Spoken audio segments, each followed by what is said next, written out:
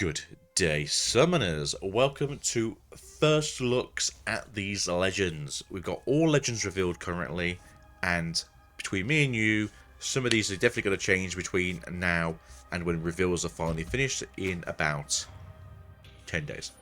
So currently though, this is the list we're going to look at where we only know sort of half the information about what's coming out.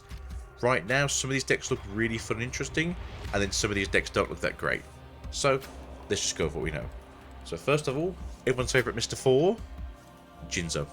Jhin here, Mr. Virtuoso, is a very interesting take on the red-blue spell-slinging style deck that we have with Kai'Sa.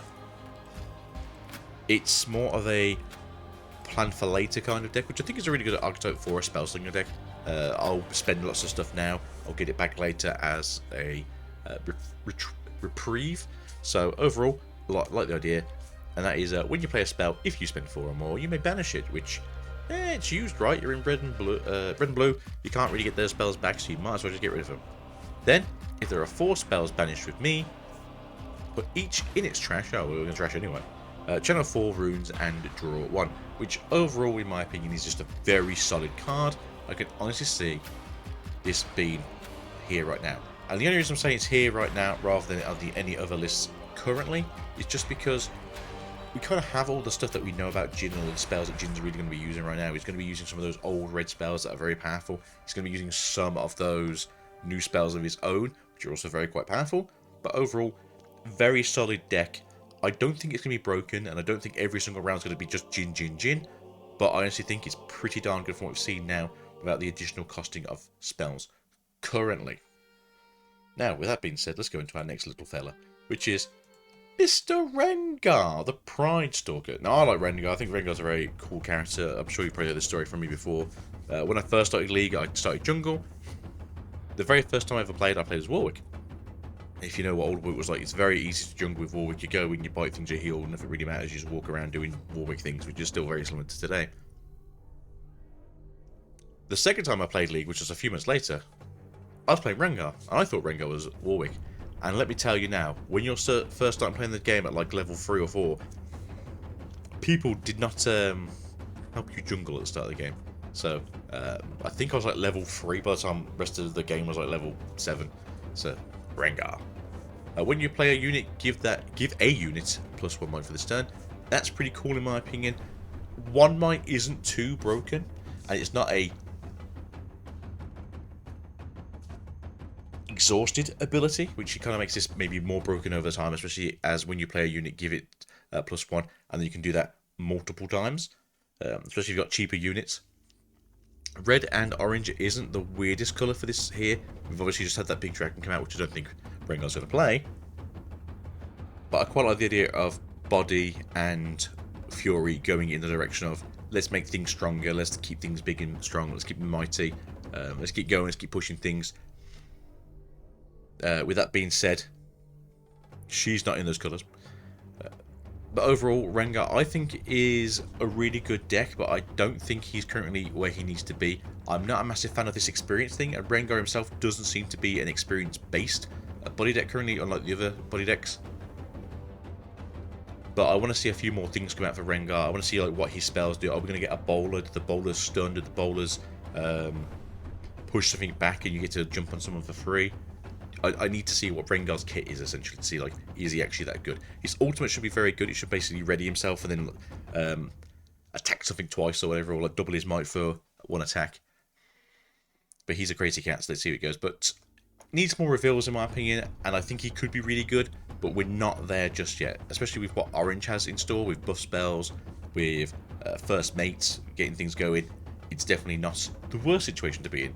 But I definitely see Mr. Pride Stalker here being a better card once we get more cards in the mix. My boy Pyke. If you know me, I'm an awful player, but I love Pyke. And Pyke is a very skill-based support that is hit or miss if you are bad. And if you are bad, you just don't get to play Pyke very well. But I love Pyke. So let's see what Mr. Pyke can do here. And that is the Blood Harbour Ripper. If you know his lore, you know where this comes from. If you don't know his lore, go look it up. It's honestly really good. I would recommend Necrit. Go look at Necrit stuff if you wanted to just get some lore-based things out right now. I'm sure there are other lore-based channels, but here's the one I'll go to. And if you're new to League in general, look at all these people, go to his channel, see what there's any stories or lore stories up there, and you'll absolutely go like, damn, some of these guys are really cool. Pyke is one of those really cool ones. Pay 1 and exhaust. Return a friendly unit at a battlefield to its owner's hand. Play a gold gear token exhausted. It has reaction kill this, add 1. I really like this. But I also think this is going to be one of those that's just really good in 2v2. Overall, I think this is a really cool idea that you can just pay 1 and return a unit from at a battlefield to its owner's hand. For instance, you know the following turn your opponent's going to Draven into you, they want to get you into a combat, they want to win a draw, keep going. Maybe you're like, you know what, there's no point, I don't need to do that, you know, I've got my point for the turn, I don't need to hold. If anything, I kind of want to see what the Draven's going to do, I want to see he's going to push out and overextend himself. Goes back to hand. This is really good with like Fizz, where Fizz can go back to hand, you can play Fizz out again. And Ezreal maybe, so if you want to play a miracle version of the deck with Mr. Ripper here. Oh god, my brain's just gone. The conversion rate of that is going to be really, really good. I just think Pyke is a solid card. I think he's pretty good, and someone who's better at the game currently is going to like just take this to, you know, like top 8, top 16, top 64. I want to see someone on day 2 this one in the first event we get, because I think Pyke's got it. I think he's a really interesting Fury Chaos deck, and especially with all the cool things we have for these decks right now. I think Pyke's got what he takes to be that guy. Now, going on to one of our first structure decks right now, which I think is a really good structure deck. Just because I like the idea that you can kind of mess around with things. It makes the old Vi kind of stronger than a lot of people might have already sort of thought about with this. With with red and yellow, with Fury and Order. She's a police officer, makes sense that she's Order. Fury, because it's still Vi. License for Violence. Piltover Enforcer, and then when you conquer, if you assign 3 or more access damage, you may exhaust me to ready a unit. I'm looking at this with the ganking Vi, personally speaking, just because you can walk in there, you can put some of your trash back into your deck, walk into somewhere, know that you're going to have extra damage going onto that pile, and then ready yourself and then walk across the battlefield. Who needs to ride the wind when your Vi can do it herself? I just think it's a very solid card. I mean, does anyone see anything wrong with this other than like it's probably a little bit too strong? But no, I think it's really good. The assigned additional stuff is also quite nice, so that way there's a condition to it as well, at least. So, no, I think this is really good. I think this is going to be pretty darn good. This is also the start, well, one of the structure decks, one of the starter decks. I think all the starter decks, I think all the decks are meant to be starter decks, in my opinion. So that way you can just get into the game and play. Being able to re-ready yourself, especially in yellow, is very good, because currently I believe the only ones we have is Bushwhacker, which is in red, and then we have On the Hunt, which is ready yourself at any point, and we have Confront, which is the body card. So overall, we do have access in 3 of the 6 colours now to essentially just start pushing out, which is very good. Vi currently, as I said, just having access to being able to like get 2 battlefields a turn is going to be really good. Overall, though, any more cards that come out can make this a better deck or a worse deck, but we shall see hopefully in the near future with Vi. And as you may have seen, you can just pay the new Vi to make her stronger, but she doesn't have ganking, so is it actually better? Who knows? This deck is either going to be the make or break of me, because it's one of these decks where I'm not too sure if I want to play it, because it kind of makes me feel like it's on an off curve. But I think if we get more cards for it, it's going to be really good. So I'm just going to put this here right now, because their ultimate is fantastic, but the card itself makes me just very concerned with it. So, Lillia, if you don't know, she's Vestayan. She's from the Ionian region. And she's essentially just a spiritual stag, or foal, or doe, that's the one, so the female one. Bash for blue, pay 4, exhaust this legend, play a readied free spirit token with temporary. This ability costs 1 less for each friendly unit with temporary. Now, unless we get like a load of blue and green temporary units in this set that we haven't seen yet, because it could do, because I think we're only like halfway through what we know of currently. It's a very awkward deck right now because there's not a lot of things with temporary. There are certain cards that give temporary, but she herself isn't that deck. So, more reveals from the set itself, and maybe in the future if we do get a couple more temporary cards like in set 4 or 5 or 6 or whatever to make her better. She's kind of on an off turn because 2 is it's like your second turn, or if you go second, it's your first turn with Obelisk, which means that you can get a point on the first turn. Essentially, you're just doing a sneaky deckhand, but with Lillia, you're in the odd colours of blue and green, which means you aren't doing the sneaky push out the sprite, get your point, go to hold, activates the temporary fizzles you up before you can get the whole point. Oh, he's a Shen in yellow. Shen comes down. Now Shen's holding, you now get the whole point. But there is a cool champion in this, the blue LeBlanc that we've seen that just says, hey, temporary things don't have temper anymore, don't worry about it, we ignore that for now. So, she's pretty cool. So you can use that with this, and you can obviously use her in her own deck, but we'll go through that in a second. But again, these more reveals, I like Lillia. I think it's a cool idea of a deck. It's also in the very cool colours of damaging spells, counter spells, monitoring spells, some draw power in there. So, I think we're going to get there. I think we'll get there eventually. It's just, we need to see more. Alright, so I do not like the XP gimmick of this set. Just because it feels to me that you have to be in the lead at all times to make this effective, or you have to be pushing for it to make it effective. As far as I'm aware, experience cannot be taken from you, so you can only spend it yourself. And I don't hate it because it's an idea of making things stronger as like a long game to go by. So if you want to have like a control game where you're playing a control colours, you make the game just go longer, and every turn you're gaining a point of experience just by being on the field, or just by living life to the fullest, or just moving around with like Nyla. That's fine. Like, I don't have an issue with that. And I don't think I hate the Wuju Master Yi. Because getting 6 experience, all your units have +1. Okay, that's not terrible. And then have 11 experience, all your units enter ready. Right now, experience to me is a very weird concept. I think once we get a bit more reveals going here, so I'm just going to put this in here right now because I do feel like this needs more reveals. It'll probably be a lot better, and I'm probably just complicating my own mind, and things are going weird. We've seen like some good cards in orange. The Hunter's Machete looks good. Nala is pretty good. Give Lucian the Hunter's Machete, move him out, move him back, get some points. I think that's pretty cool. Again, I'm probably just overthinking things. The Master Yi green one that we just got as well, he's really cool. It's just experience seems weird for now. I think when we get more reveals, I'll probably be more ready of it, and I think we'll be okay. I think my brain will be okay then. It's just right now it's too much unknown information for me to make it look an absolutely solid. Straight away, this is just beginner friendly. I think, like I said, the decks are always meant to be starter decks. You meant to just grab them just so you got a way of playing the game.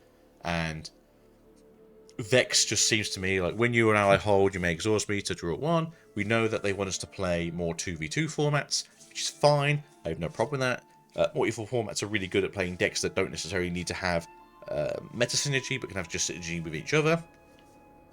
Overall, though, I do think Gloomiest isn't the greatest. I think maybe when we see more cards from her, she'll be better. But right now, I think it's just a case of, hey, you know, you can just exhaust me. You get a draw. Super simple, right? Not really a massive mechanic to remember. Just remember at the start of your turn when you hold, just tap me, draw a card. Super easy, right? You get 2 draws a turn. Really, really good. And I think that's all it really is. The funny thing about this, though, is if your opponent's going first and they get the first point on the team, they can tap Gloomiest first, so they hold, they get a point, they can draw an extra card, and then when it's your turn because you're on suspend and you're holding yourself, you can then also tap it and get another point. So yeah, so it's pretty cool. I think it's an interesting gimmick for 2v2, but I think it is essentially just like we just giving you something simple so that way you can get your head around it. Green and purple is actually a really good color combination as well, so maybe the draw power is a little bit more powerful than I really think it is. Especially because green can draw quite a lot, purple can also draw quite a lot. The Vex from set 2 is also very powerful at being a control card. So maybe it's just me being a bit me, but overall, I think she's beginner friendly as a legend, and then in the future maybe we'll see ourselves doing some more cool things with her. But overall, I think Vex is a cool card. Jungles. Mr. Ivern, this vagabond of a man, this cursed being, the Green Father. When you conquer or hold, you may exhaust me. To replace that battlefield with a brush battlefield, token. Yes, we've all heard that the Esper's Climb now doesn't take you to 9 anymore. Mwah, beautiful. Bird, cat, dog, Paro, and Ivern units have +1 in bush. It can be swapped back when scored. So yeah, you can choose how you're doing things. That's fine.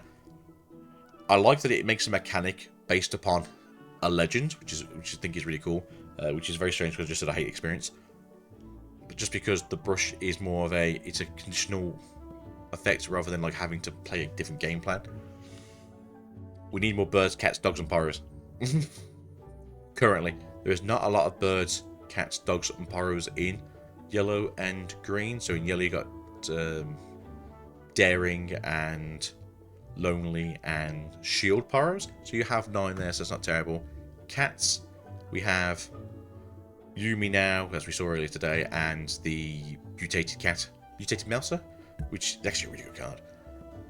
Birds, there's the Raven Crows that I think we saw yesterday. There's that really big 7-cost bird that came out in the Proving Grounds, I think it was. So there are stuff out there. I want to say, for now, did they break something? Because it can change rules of battlefields. So I don't think this is necessarily the actual game-breaking card, but I think it will have people thinking. And again, someone who's much smarter than me, someone who's much cleverer than me, someone who knows wording of the English language better than me, because goddamn I'm awful. Maybe showing us how Ivern is just absolutely killer deck.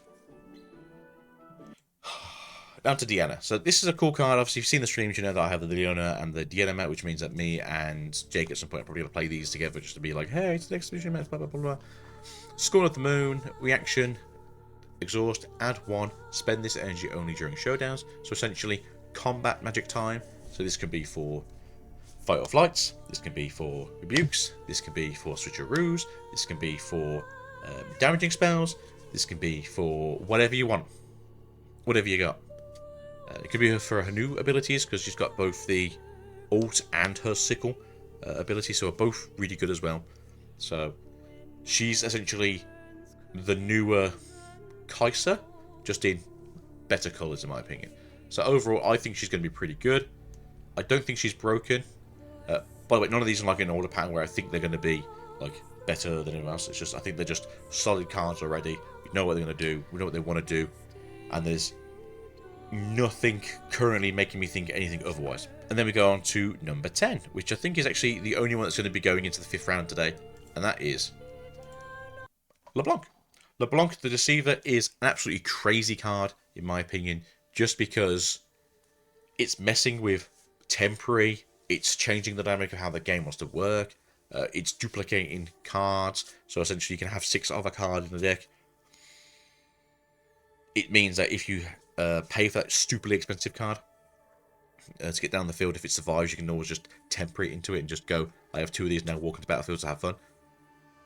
I honestly think that she's going to be either they broke something or it's going to be she's just the only thing you see played during set 3 because she's kind of nuts. Blue-yellow isn't an awful colour range either. Again, we need to see more of her things.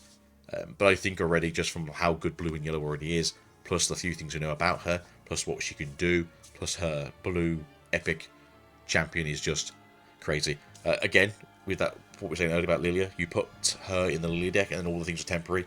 Still have the key word. It's just the temporary doesn't make them die anymore. So I can see this being an interesting meta, especially with how LeBlanc is going to play. So I suppose we're going to go now to lesser cool cards now, because LeBlanc is actually kind of a crazy one.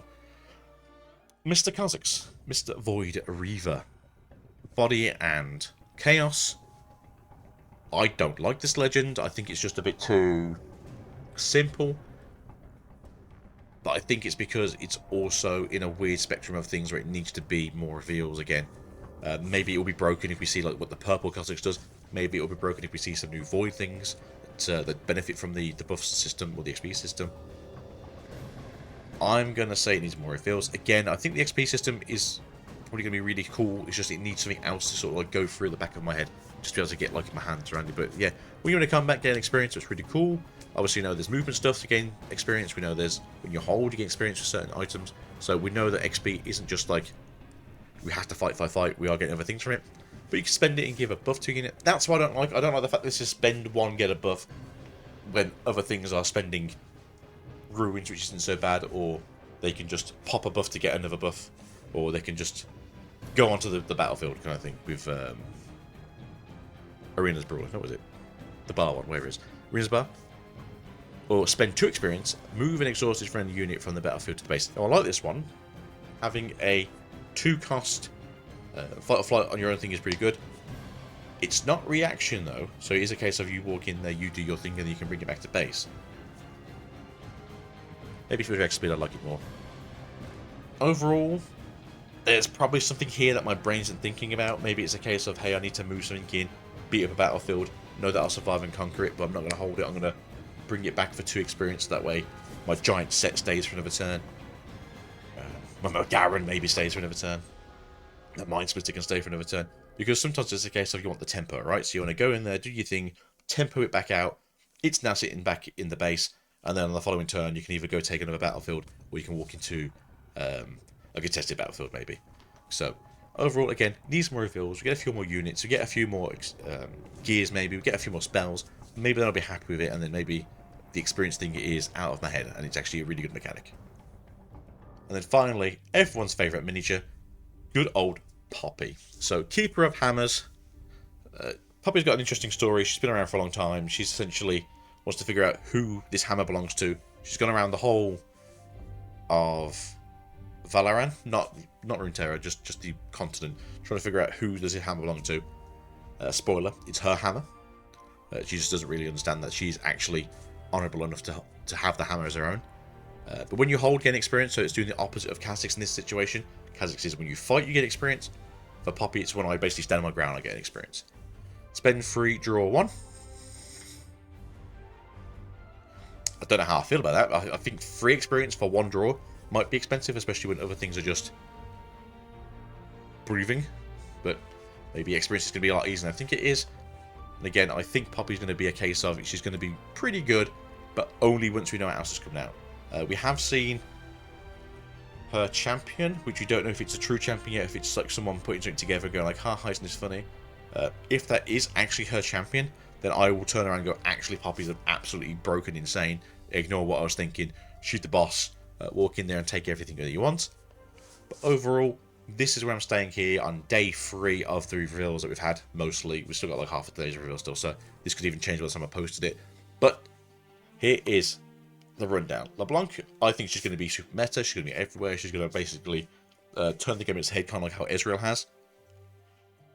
Ivern, I feel like someone's going to figure out some mechanics of Ivern that's going to make the game be like absolutely insane and going to be really fun. For instance, I'm pretty sure if you put him on Reaver's row, you ain't going to be moving back anymore, buddy. The 4 that I put in honestly good. Jhin, there's no reason why Jin's bad. Pyke, seems super good. Vi, super aggro, super tempo consistent, really good. Diana, blue-purple, great colours. She has constants backs and forwards. Battle Mage, really cool. Needs more reveals. Rengar, I think, can be really cool. Just needs more information about him. Lillia can be really cool, but we need more temporary units in the game. Master Yi, Poppy, and Kha'Zix all kind of really revolve around how good the XP system is in the game. Just because currently I don't like where the XP system currently is. And then Vex, again, green-purple is not a terrible colour combination either, and drawing cards is pretty good in those 2 colours. So, but I think she's there to be beginner-friendly. Once we see what she does and what her cards do, maybe that's just because everything else is just bonkers and broken, so she has to be a little bit more tied down. But overall, this is my current thought pattern, and I hope it does change in the near future. Mwah! Good luck, everyone.